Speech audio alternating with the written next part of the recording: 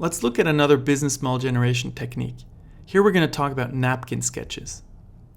So remember, going for quantity, not for quality. Come up with as many ideas as possible, as many answers as possible for those trigger questions.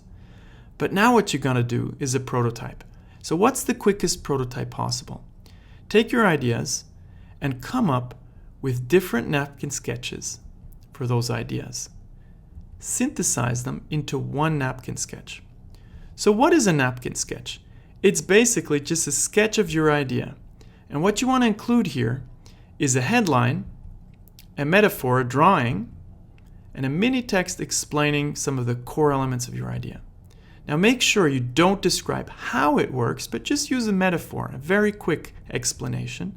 And don't describe processes. So if you have arrows in your drawing, you're probably trying to describe how. You're going to do that in the business model canvas afterwards.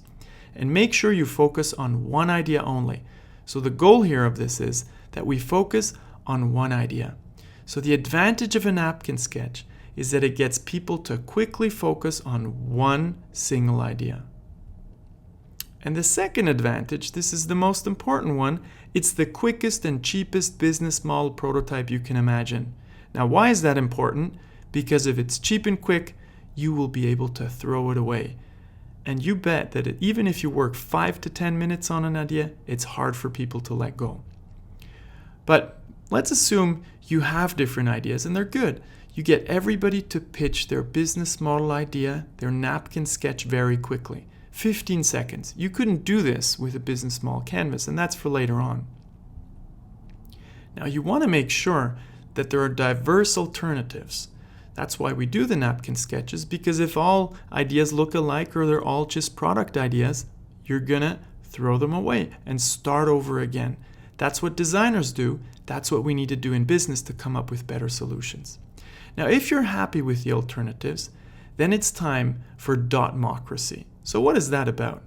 Well, you give everybody 10 dots. Everybody in the room gets 10 dots and they can vote on the ideas just by sticking up their ideas where they're interested. So the first person might put 5 ideas there, 5 dots there, 1 there, 2 there, 1 there, and distributes his or her votes immediately. And then you get everybody to do that, and automatically you have what we call visual feedback on the most favored ideas, and you can throw away some prototypes and go on with those that people are interested in.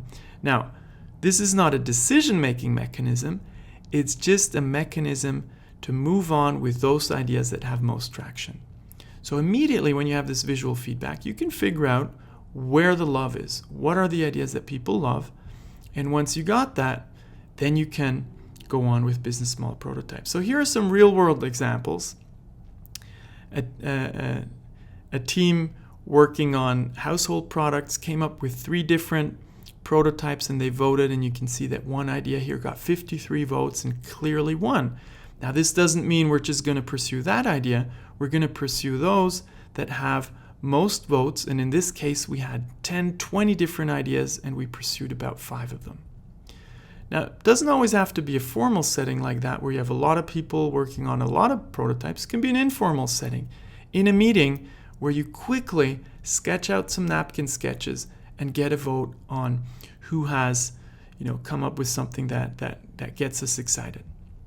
And then you do want to prototype. You don't just want to stick with a napkin sketch. Make a business model canvas, take another 10 to 15 minutes to do that. Do it for the second one, and maybe the third that didn't get any votes, or not that many, you don't want to do it.